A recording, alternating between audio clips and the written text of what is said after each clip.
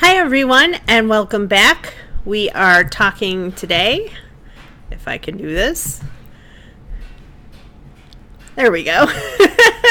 We're talking today about The Handmaid's Tale by Margaret Atwood. This is the second lecture in this series. So for some of the historical background, for a little short piece about the author, and for an overview of the book, including the basic plot outline, make sure that you watch the first part, or if you're in my class, you can go back and just read all the lecture notes. This is a quote from her.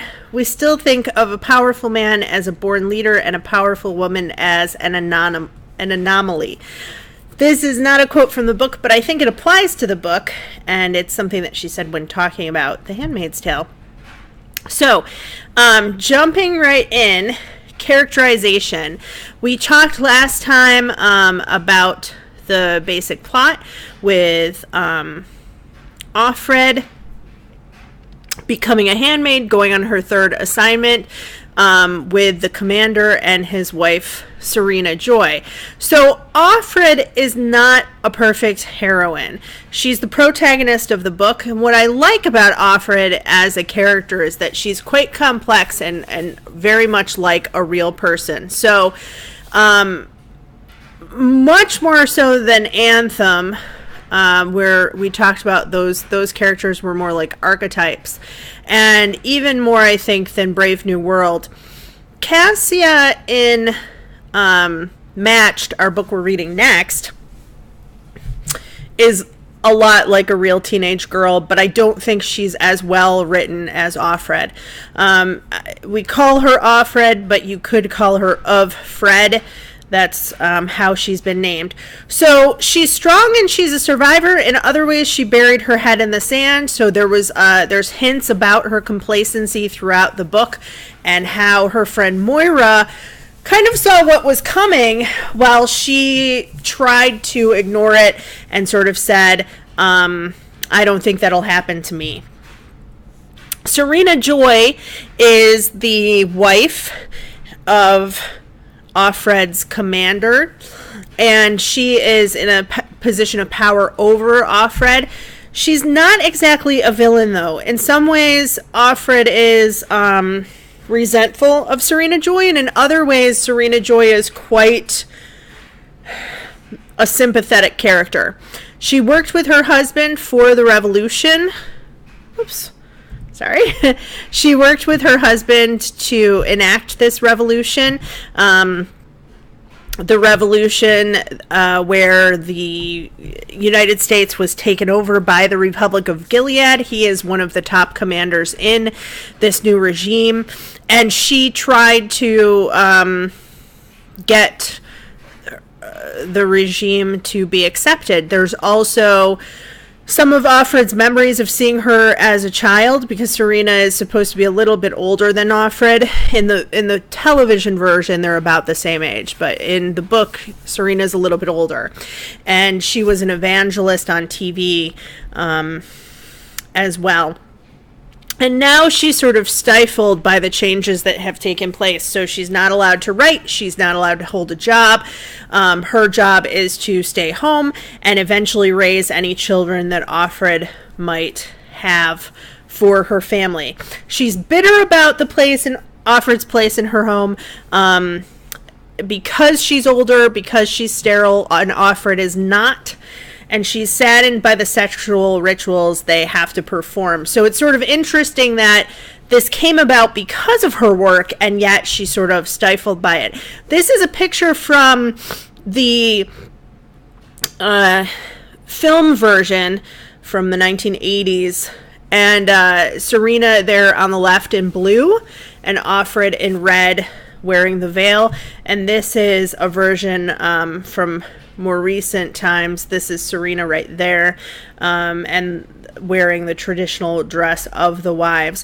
You can kind of see in these pictures that the dress in the adaptations is not the dress that is described in the books. In the books, it's much more modest even than what you're seeing here, and certainly you would not have this whole V-neck situation going on right there. This is a lot more modest, the blue meaning to represent the Virgin Mary, which we'll talk about later. The commander is also not a perfect villain, so he is there to represent the male patriarchy that has been established in Gilead, and he's a symbol of that patriarchy, but he's a mid-level official.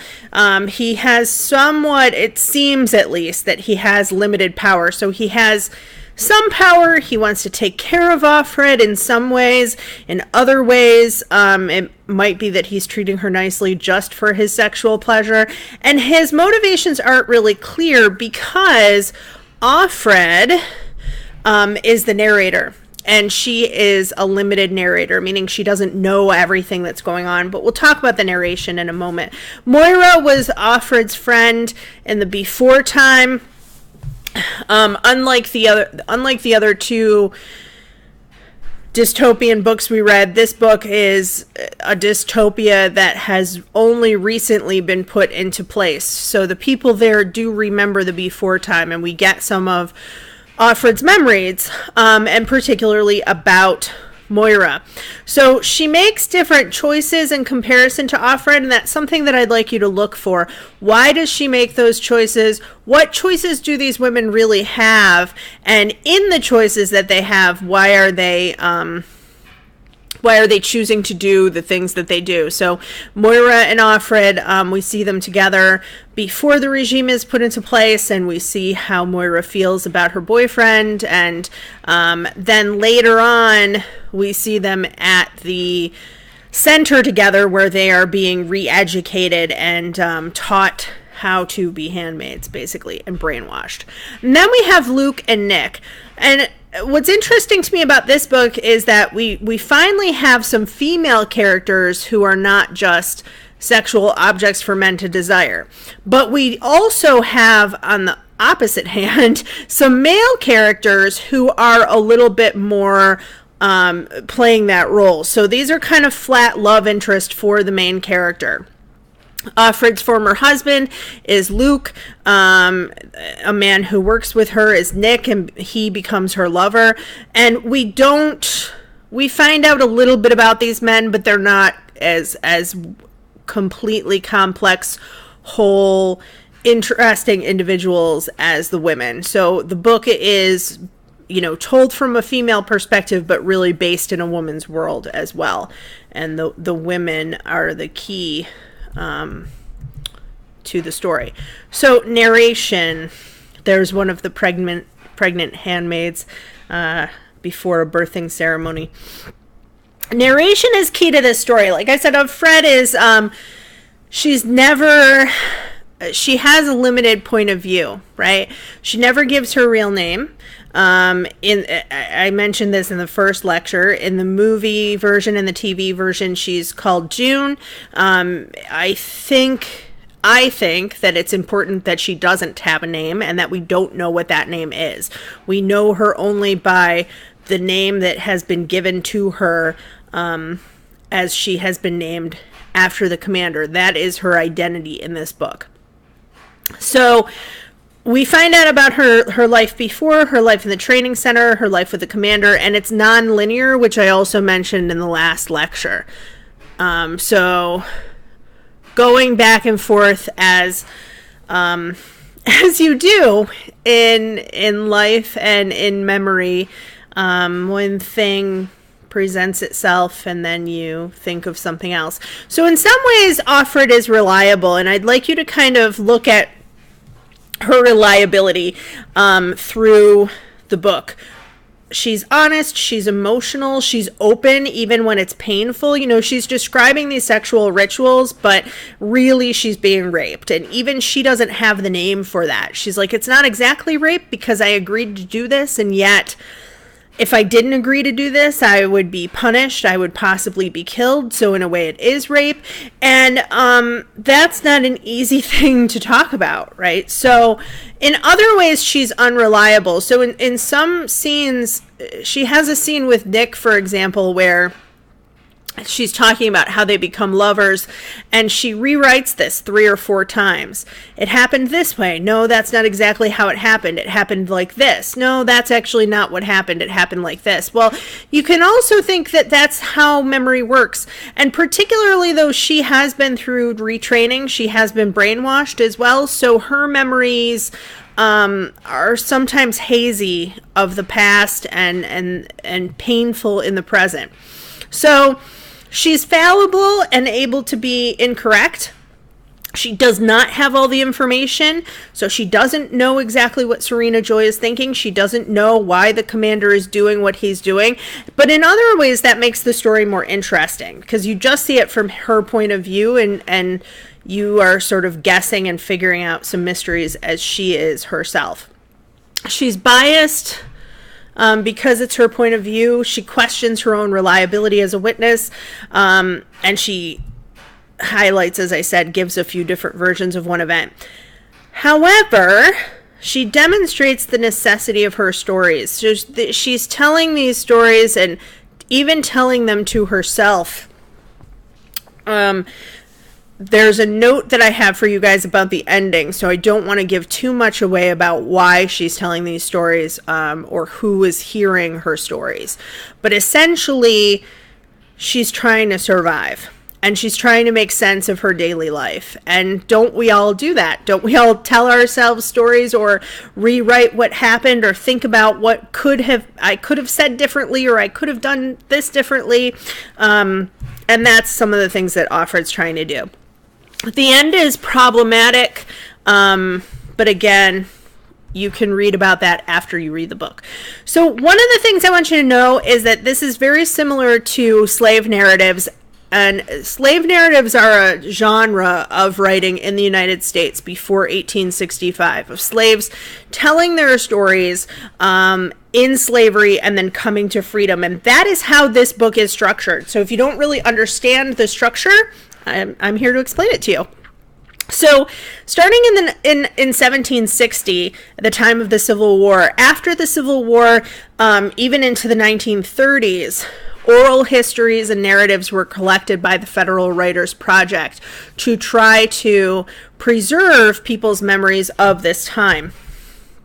This is a famous slave narrative, My Bondage and My Freedom, by Frederick Douglass. It's one that I teach when I teach American literature. The purpose of the slave narrative is to show the humanity of the enslaved man or woman, and to argue for abolition, and by depicting inhumane treatment. So the narratives, or the biographies really, or memoirs of these people are, here's what I went through in slavery. And many times people in the North, and even some people in the South, wouldn't really have known what they were going through. So they wrote down their stories, or they told their stories to others who wrote them down. They almost always begin or end with an essay from a wealthy white editor or publisher attesting to the authenticity. And we have this same kind of thing at the end of this book. So that's something I'd like you to read and look at. The books are told from a first-person point of view, and they rely on memory and eyewitness testimony. And because of the color of their skin, because they were former slaves, many times their eyewitness testimony was questioned, and they were called unreliable. How can a black man tell his own story? That was sort of the question that white readers would ask. And similarly, in this book, you have the question, how can a woman be relied upon to tell her own story? The themes of the slave narratives, religion versus hypocrisy, that is a theme in this book. Gilead is a theocracy. So how are the people there conforming to religion, and how are they hypocrites? Extreme repression, feelings of resentment, the breakdown of the family unit. In Offred's story, her family has been ripped apart because she and her husband got together while he was still married. They had an adulterous affair. And then he divorced his wife to marry Offred. So their marriage was declared null and void. Their daughter was taken away from them, and we don't know really what happened to her husband. The loss of culture in slave narratives. We're going to see things where Offred and Moira are participating in the culture of that time period. So, you know, seemingly the 1980s, and having a grand old time, drinking and singing and having fun, and then that culture is sort of ripped away. And then the ways in which the slaves tried to resist all of this. So how did they resist things intellectually? Physically, how did they resist it? Spiritually, how did they resist it? And that's one of the things that I would like you to watch for in this book. The narratives of typical slave narratives finish with an escape to the north. After fleeing oppression, slaves take a new name and dedicated themselves to anti-slavery activism. So losing the name that had been given to them by their slave masters and taking upon a new identity that they are forging. Now, again, not getting too much into this in terms of the ending, but that's something that I'd like you to consider as you come toward the end of the book. And this is the little quotation from our book: Janine and Dolores and Moira and Emily and Alma and June, praise be. In the book, the other people, Janine, Dolores, Moira, Emily, Alma, we all see them or hear from them. We don't hear from June, so a lot of people believe that that is Offred's real name. And she doesn't tell us because she doesn't have to. She can keep her name for just her and not for her audience. So some of the themes, this is again a picture from the movie. So the aunts here in brown, the people who are kind of controlling some of the rehabilitation centers, the daughters in white until they get married. You can see that they are dating the officers, the wives in blue, and then here come the handmaids in red without their veils, which they would not have been really allowed to do in the book. So the subjugation of women, the value of an individual life, complacency, and a desire for safety. Offred struggles with complacency before the rebellion, but she also struggles with it after. How to be safe and how to avoid things, and how to just kind of survive by doing what you're told. Hypocrisy. The people who have put these laws into effect are horrible hypocrites, and a scene later on with Moira kind of shows their hypocrisy. Language, writing, and the telling of one's story. Using language and writing as a way to rebel even in your own mind, or to resist. Memory, particularly after a trauma. So how does she understand what's being happening to her and her body? Power dynamics in female relationships. You can even see the picture again over here, the way that this society is structured, with some people receiving privileges and other people not. Oppression versus free will. Forms of rebellion, as I said, religious extremism, and then sex, sexuality, and sexual rituals. So you can see a lot of the things are things. A lot of these themes, rather, are things that we have already discussed. Subjugation of people, value of the individual, language and writing as a way of rebellion, how to try to express your free will and how to move out of oppression, particularly when it's the entire society against you. And then Atwood's book kind of draws out more themes and brings us further into this story. And I think that there is a lot of value in her book, and I think it's in some ways better written than some of the other ones we're reading. This is a poem, a short poem called First They Came by Friedrich Niemöller, who was writing this during the time of the Nazis. First they came for the Jews, but I did nothing because I'm not a Jew. Then they came for the socialists, but I did nothing because I'm not a socialist. Then they came for the Catholics, but I did nothing because I'm not a Catholic. Finally, they came for me, but by then there was no one left to help me. The reason that I have this poem is I think that it's quite pertinent to the book.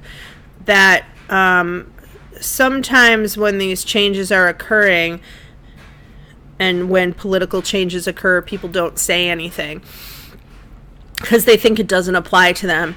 And as we have seen from looking at where these dystopias take place in our societies, in our society today, a lot of times the changes come gradually, right? It doesn't come all at once in a rumble of thunder. It comes slowly creeping in bit by bit. So here's an excerpt of the before time, and this is Offred remembering a conversation with Moira. She disapproved of Luke back then, meaning Moira disapproved of Luke. Not of Luke, but the fact that he was married. She said I was poaching on another woman's ground.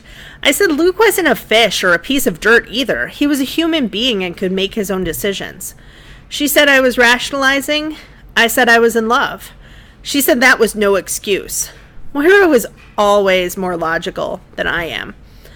I said she didn't have a problem herself anymore since she decided to prefer women, and as far as I could see, she had no scruples about stealing them or borrowing them whenever she felt like it. She said that was different, because the balance of power was equal between women, so sex was an even-Steven transaction. I said even-Steven was a sexist phrase if she was going to be like that, and anyway, that argument was outdated. She said I had trivialized the issue, and if I thought it was outdated, I was living with my head in the sand. So, a couple things here. First, just to point out, this is written in the 1980s, so the idea that someone would just decide to prefer women and just decide to become a lesbian, obviously now a little outdated. But you can see that there's kind of two things going on. On the one hand, Moira thinks that their affair is wrong, poaching on another woman's ground. And Offred says he's a human being and he can make his own decisions. Now, what's interesting about this statement is that later on, the women are not treated like human beings and the women are not allowed to make their own decisions. In particular, the handmaidens are treated like cattle. They are there to breed, period, end of story. She said that I was rationalizing. I said I was in love. Moira was always more logical than I am. So the idea that Offred moves out of feeling and out of emotion rather than out of logic, this is something that drives her character forward. Moira's motivations are more logical. So trying to figure out what she can get out of a situation, how she can rebel, how she can possibly escape, what choices limited choices that she has, what she'll make with them. The even-Steven phrase, even-Stevens meaning that for Moira, there's a balance of power there because they're both women. What's interesting, again, is that you have Offred saying that even-Stevens is a sexist phrase because it's using a man's name. And Moira saying, if you think that it's outdated and that people are not even-Stevens, your head is in the sand, meaning kind of like an ostrich.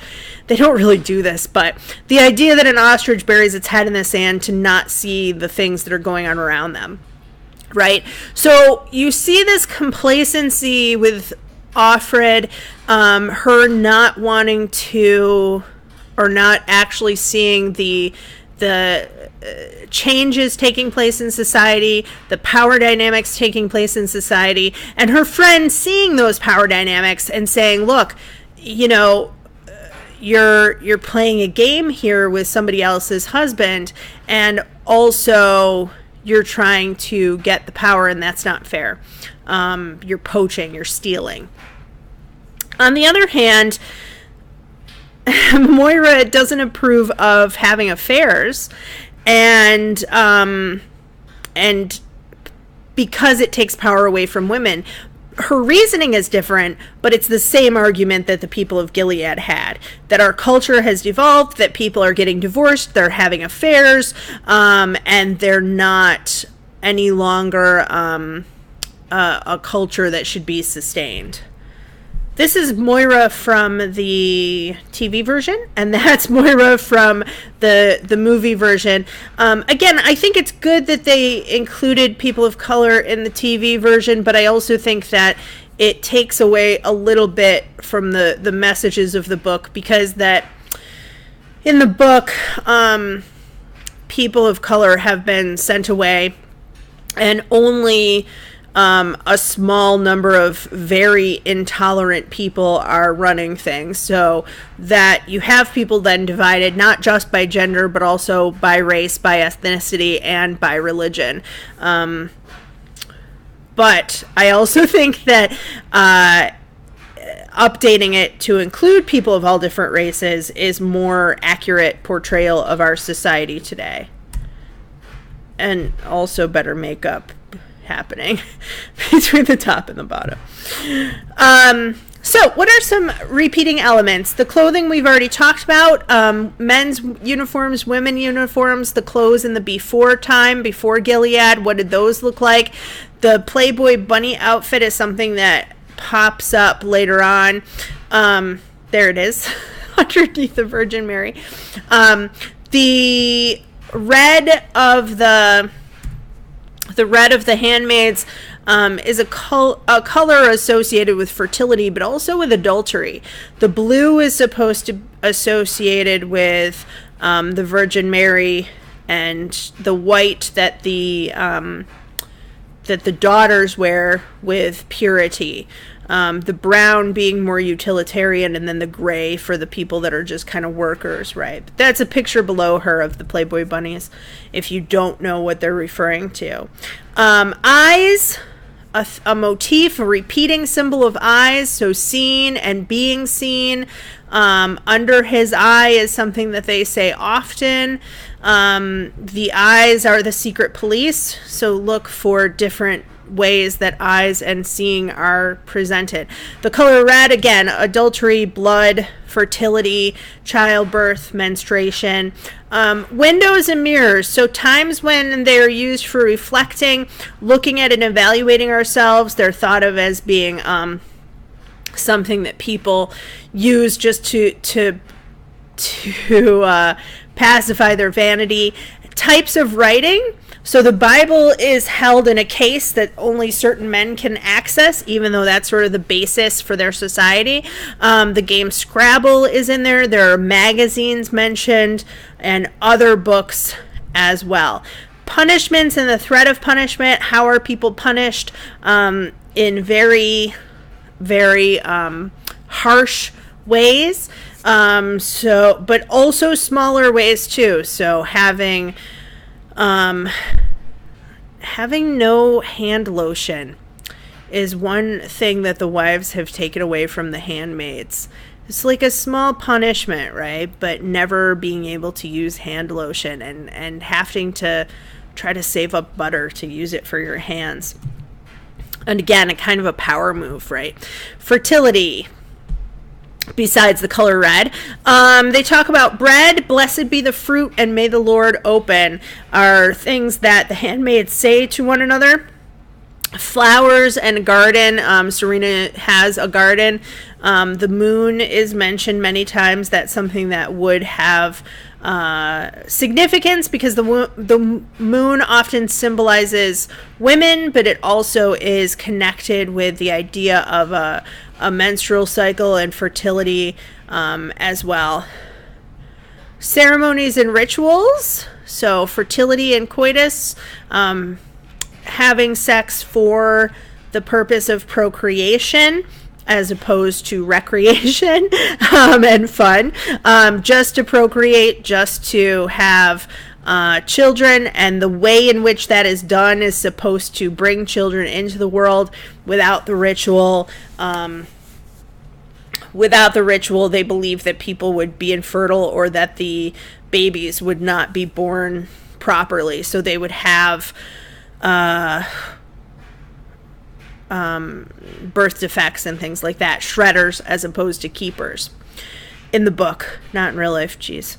So other ceremonies and rituals, though, the handmaids take walks, and that's sort of a ritual. Confession is a ritual. Murder becomes a ritual. So look for those things. And sexual violence. What are the different types of sexual encounters people have? Sex as opposed to love and intimacy. Not having the right words to describe rape. So here is some short excerpts. Sorry. In the before time. Now, said Moira, you don't need to paint your face. It's only me. What's your paper on? I just did one on date rape. Date rape, I said. You're so trendy. It sounds like some kind of a dessert. Date rape. What's going on here is that they are in college and talking about papers. OFFRED is putting on makeup, and Moira is saying, oh, you don't have to put on makeup. It's just me. What's your feminist paper going to be on? Mine's on date rape. And again, OFFRED being kind of oblivious. Oh, that's trendy. It sounds like a dessert. And kind of making fun of it a little bit. And then later on, a form of sexual assault happens to her. This is them at the center doing confession. It's Janine telling about how she was gang raped at 14 and had an abortion. She told the same story last week. She seemed almost proud of it while she was telling. It may not even be true. At testifying, it's safer to make things up than to say you have nothing to reveal. But since it's Janine, it's probably more or less true. A couple of things. Again, bringing up rape, having an abortion, telling this in confession as if the gang rape was her fault, which they do start shouting at her fault, giving her the blame and the shame for what happened to her as opposed to the men who committed the crime, if it was real. Also, not knowing whether or not something's real, and you can see here her limits as a narrator. Here's her life now. So I kind of tried to do this in a linear way. The before time, at the center, and then now, with the commander and Serena. Copulating would be too inaccurate because it would imply two people and only one is involved. Nor does rape cover it. Nothing is going on here that I haven't signed up for. There wasn't a lot of choice, but there was some, and this is what I chose. So something to look for. What is happening to her? How she had a choice, what choices she was allowed to have, what choices she made. It's a theme that goes throughout the entire text. So where do we see this dystopia today? We talked a lot before in the first one about Iran and some of the influences on the author. So what I have here are some theocracies that are set up that have been that have had problems with women's rights and with civil rights. So Afghanistan is a theocracy. Officially, Islam is the religion of the country. The major foundations of the political institution is based in Sharia law. So that means that political power lies almost exclusively in the hands of the religious leaders. Mauritania, a small country in Western North Africa, is also a theocratic government based in Sharia law. Saudi Arabia is a theocratic monarchy, so it's a theocracy, but also a monarchy at the same time. And one of the most tightly controlled governments in the world. The Holy Quran and the Sunni school of Islam are the country's constitution. Anyone in the country with an attempt to promote another faith is subjected to strict punishment. And in the Sudan, authorities detain political activists, ill treatment, and torture them. Anyone who's anti-government. There's a strong censorship of the media in all of these countries and a restriction on religious freedoms. Those are women in Afghanistan wearing the blue full dress that covers everything except for their eyes and then sometimes their hands, which you can see there, but are often hidden underneath. So women who do not wear that, you can see the children, the female child here, too young to wear it. But women who do not wear that are subjected to punishment sometimes.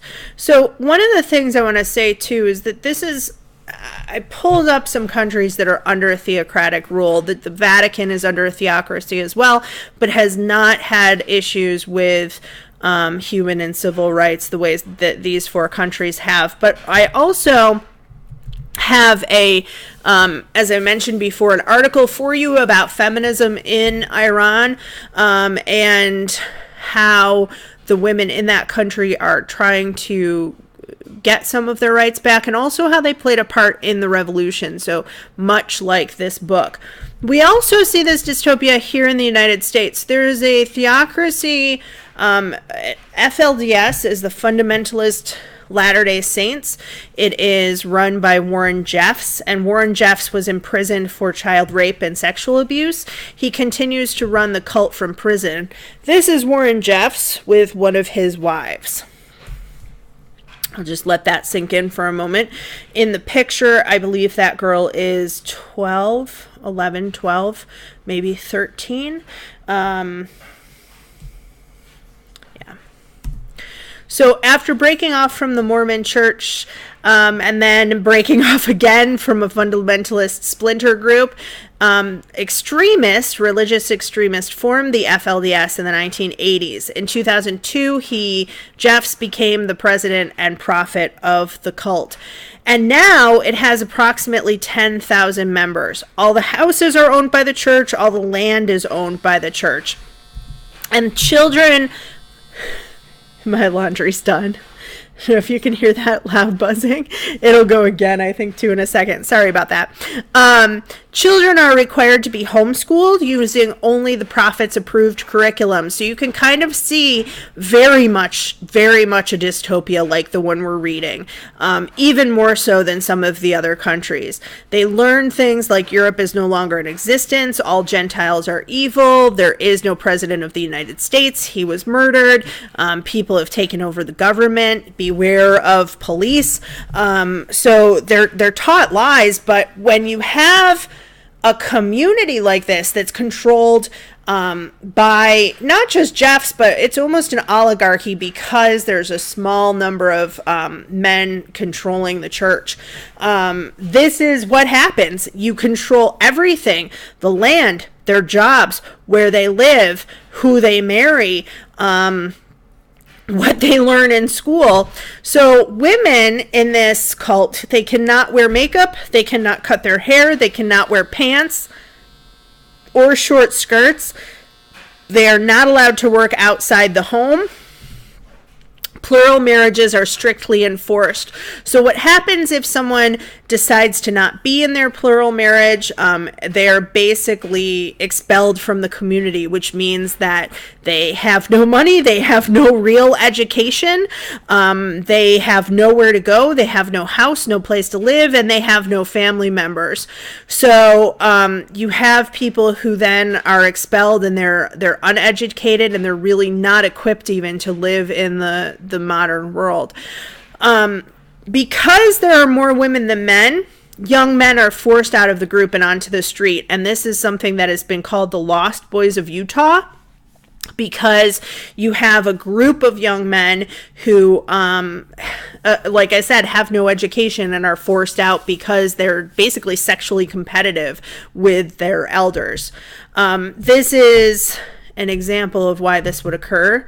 These are not all of Jeff's wives, Warren Jeff's wives. These are only, let's see, 4 times 3, 6, 9, 36 of his 80 wives are pictured here. I couldn't fit the whole group in, but you can see what I'm talking about, right? There's 1 or 2 approved hairstyles, one where the braid is pulled back, one where they wear their hair up in a bun, and one where they wear the long braid down their back. So 3 approved hairstyles. The clothes that they wear are in these various colors. They're standardized. really like kind of like prairie dresses from the 1800s, right, with the puffed sleeves and stuff. You can see this girl a little bit before she married him, or when she married him, wearing a different type of dress. I believe this is right before they consummated their marriage, because you can see through her dress a little bit by her navel. 15 men, and this is where the dystopia becomes quite a bit like the Handmaid's Tale. We talked about the sexual ritual. The sexual ritual in the book involves Serena being in bed behind Offred, Offred then offering herself, like her name says, up to the commander. And what happened in FLDS is that 15 men were appointed to be the seed bearers for the community. So there are more men in the community, but only these 15, and in some reports 18 men were actually allowed to procreate with these women. So the husbands were denied the right to give them children, and instead they stood behind their wives or lay behind them, holding their hands, or holding the hands of the seed bearer while he tried to impregnate her wife, or his wife rather. The difficulty here as well is that then you have 15 men giving these women children, which means that then when those children go to marry, you're basically you're getting a problem with inbreeding as well. So really a horrifying situation. And as Margaret Atwood said, she is not writing about anything that has not happened before. She's just putting all of these things together in one book. And if you think that it can't happen, you're wrong, because it has, and it is, and it's still going on. And I'm linking some articles about this for you guys too, if you want to read more about what happened with Jeffs. And thankfully he is in prison, but not all the children were removed from the compound, in part because they have a lot of weapons. So what I'd like you to consider while you read this book, the subjugation of women, mind, body, and spirit, how they are trapped in the society that they're in, the complex characterization. There's no real answer for this. Who is Offred? Why is she doing what she's doing? Same with Serena, the commander, the other characters. They're quite complex. They're much like real people. The complex symbols and motifs, so things that repeat, under his eye doesn't just mean that they're being watched all the time. It has a lot more layers to it. And so you have to watch for when that pops up. Writing, speaking, and telling your story. This is something that we're going to look at again with Matched, although in a little bit lighter way because it's a young adult novel. That's a depiction of a Scrabble game. You can see their zygote, which is, again, a very loaded term that refers to baby. How the society came to be and how it could have been prevented. That's not something really we got to look at with our other dystopian books, but with this one you can, and similarly with Matched, that's also something that you can ask. The larger and then the smaller ways in which people are oppressed, and the larger and then the smaller ways that they try to rebel. Rebellion doesn't just mean running away. It means resistance in a lot of different forms. That's a quote from the book as well. And the ways in which the leaders of the society are also trapped by what they have created. No one here is, even the people in power don't have power in many ways. So, those are the things I'd like you to think about. And if you like this book, here are some other things you can read. Reading Lolita in Tehran is a memoir by Azar Nafisi, and she was a college professor in Iran when the revolution occurred. So she talks about the changes that happened to her and to the other women who she worked with, who she was friends with. And I think it's not a dystopia, obviously, but if you're interested in that part of it that influenced Margaret Atwood to write her book, it's a great read. It's very interesting. Similarly, Persepolis also takes place during the revolution in Iran. Persepolis is a graphic novel, and I've actually taken a page out of it instead of the cover because I didn't think the cover kind of conveyed everything. But what's interesting about Persepolis is that it's told from the point of view of a young girl, and she is doing things to kind of rebel, and she doesn't understand exactly how dangerous this is.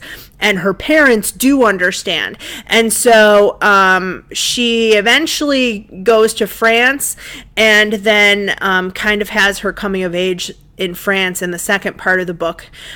So it's amazing graphic novel, and you get to look at pictures while you read. Stephen King's The Stand is kind of a dystopia. If you haven't read The Stand, a lot of people who like Stephen King haven't read it because it's so long. But if you have time, like maybe not during this winter term, but maybe in the summer, what's interesting about The Stand is it's essentially like a utopia fighting a dystopia after an apocalypse. So there's a virus. It wipes out most of the population, and one group of people rebuilds, and they're kind of setting up this almost perfect kind of town.